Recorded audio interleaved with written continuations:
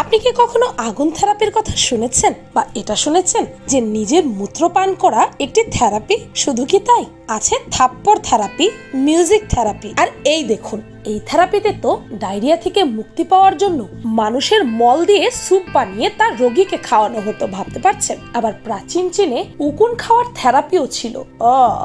চিকিৎসা বিজ্ঞান এতটাই উন্নত হয়েছে যে অনেক জটিল রোগের চিকিৎসা পদ্ধতি বিজ্ঞানীরা আবিষ্কার করে ফেলেছেন। তবে বিশ্বব্যাপী এখনো এমন কিছু বিচিত্র চিকিৎসা পদ্ধতি চালু আছে যা সত্যিই অদ্ভুত। আর আজকে আপনাদেরকে দেখাবো সবচেয়ে আলোচিত দেশ চীনের কিছু অদ্ভুত এবং অবিশ্বাস্য চিকিৎসা পদ্ধতি।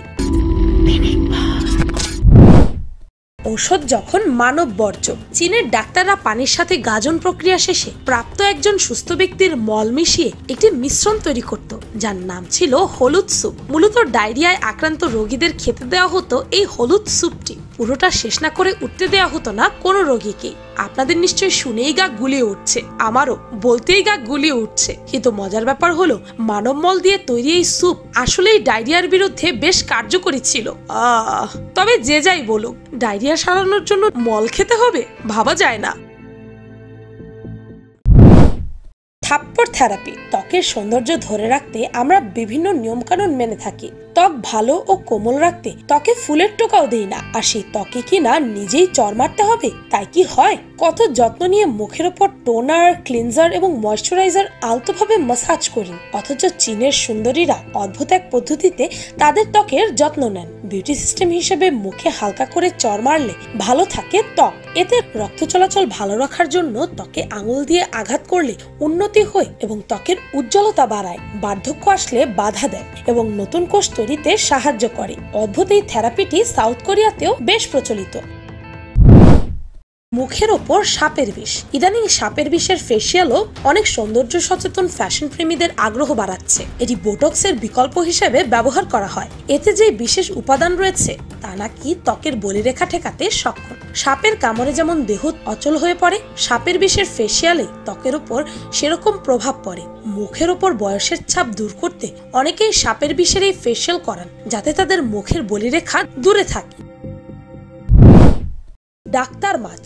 ডক্টর ফিশ নামে পরিচিত ছোট্ট আকারের এই মাছগুলো চীনে একাধিক চিকিৎসায় ব্যবহৃত হয়। ধারণা করা হয় পক্ষাঘাত বা প্যারালাইসিস চিকিৎসায় এর প্রয়োগ ধন্বন্তরী। এছাড়া হাড়ের জোরের ব্যথা আর চর্মরোগে নাকি এটি কার্যকরী। এক অভিজাত হোটেলে এই মাছের সংযোগে স্পা ট্রিটমেন্টের জন্য দেশ বিদেশের অনেক মানুষ সমবেত হয়। এই চিকিৎসা পদ্ধতিতে বাথটাবে বা বড় পাত্রে জ্যান্ত ডাক্তার মাছ রাখা হয়। সেখানে রোগীর শরীরের হাত পা বা পুরো শরীর ডুবিয়ে রাখা হয়, আর ওই মাছ এসে রোগীর শরীর থেকে খুঁটে খুঁটে চামড়া খায়। এতেই নাকি সেরে যায় রোগ। জাপান সহ বেশ কয়েকটি দেশে এই পদ্ধতির চিকিৎসা রয়েছে। এছাড়া অনেক সময় এই ছোট্ট মাছ আস্ত গিলে ফেলার পরামর্শ দেওয়া হয়, তবে নাকি অনেক রোগ থেকে মুক্তি মেলে।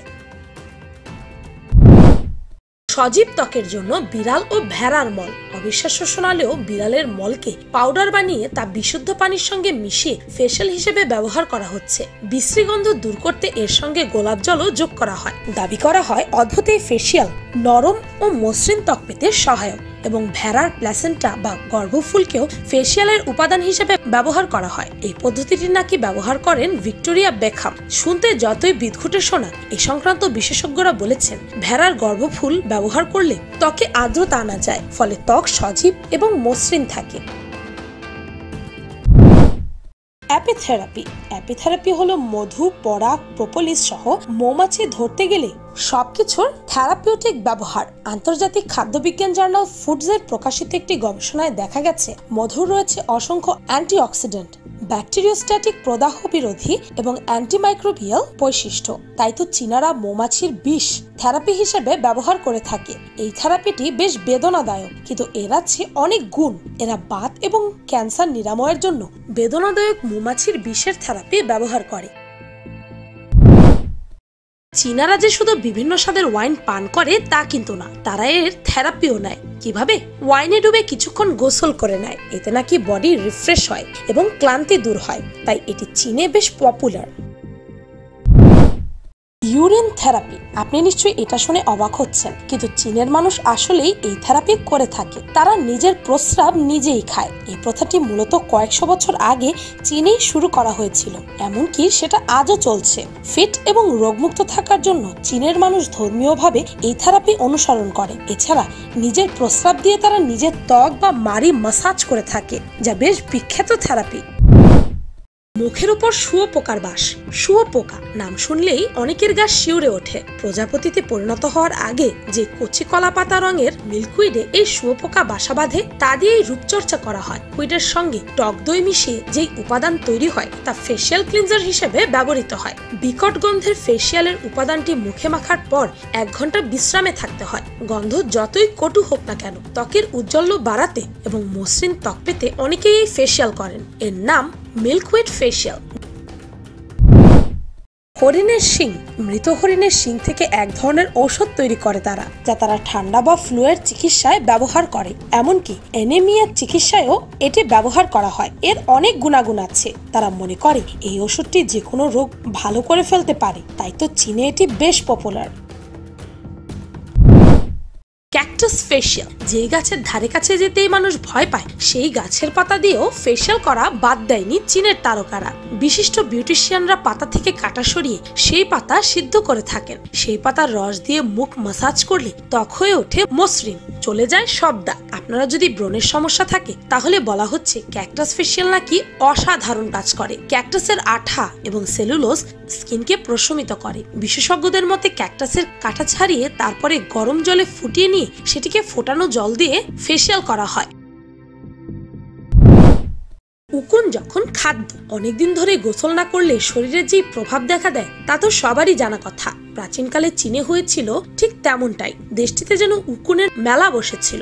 অপরিষ্কার মানুষগুলোর মাথায় একেবারে কিলবিল করত উকুনের দল। কিন্তু মজার ব্যাপার হলো, তৎকালীন ডাক্তাররা সেসব উকুন দিয়েই রোগীর পরীক্ষা নিরীক্ষা করতেন। কিভাবে? চীনের একটি প্রাচীন মেডিকেল ডকুমেন্ট থেকে জানা যায় যে উকুন যদি রোগীর সারা শরীরে হেঁটে বেড়াতো, তাহলে ডাক্তার বলতেন যে রোগী বাঁচবে। পক্ষান্তরে উকুনগুলো যদি রোগীর গা বেয়ে উঠতে যেয়ে একটু পরে নিচে পড়ে যেত, তাহলে ডাক্তার রোগীর মৃত্যুর আশঙ্কা জানাতেন। এই সমস্যায় সবচেয়ে বেশি আক্রান্ত ছিল দেশটির দরিদ্র জনগোষ্ঠী। তবে তারাও উকুন থেকে মুক্তি পেত এক বিচিত্র উপায়। যখনই ইচ্ছে হতো তখনই মাথা থেকে উকুন এনে খেয়ে নিত তারা। Music therapy. হাড় ভাঙা রোগের অপারেশন হচ্ছে পুরো অ্যানেস্থেসিয়া ছাড়াই।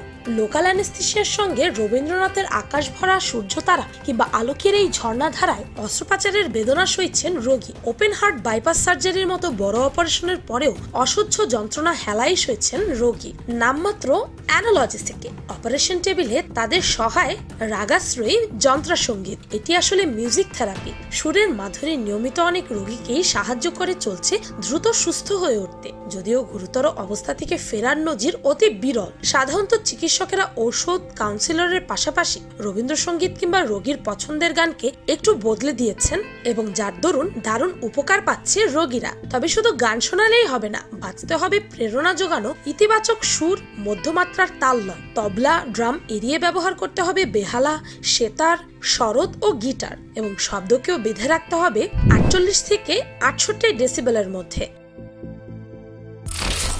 প্রাচীনকালে অদ্ভুত কিছু চিকিৎসা ছিল, যা এরকম প্রথার মতো তখনকার সমাজে বিরাজ করত। এসব চিকিৎসা বর্তমানে যাচ্ছে তাই বলে বিবেচিত হবে, কিন্তু এই চিকিৎসাগুলো হয়তো প্রাচীনকালের চিকিৎসাকেও হার মানাবে। এখনো যে এমন থেরাপি পৃথিবীতে বিরাজমান, তা ভাবতেই অবাক লাগে। ভিডিওটি ভালো লাগলে আপনার ফ্রেন্ডস এন্ড ফ্যামিলির সাথে শেয়ার করতে পারেন। আর পিনিক পাই চ্যানেলটিকে সাবস্ক্রাইব করে বেল আইকনে অল নোটিফিকেশনস অন করতে ভুলবেন না যেন। শুধুমাত্র এভাবেই পিনিক পাইয়ের প্রতিটি ভিডিওর নোটিফিকেশন আপনার কাছে পৌঁছে যাবে। আমি ফালগুনি। আজকের মতো পর্যন্তই, দেখা হচ্ছে পরের ভিডিও।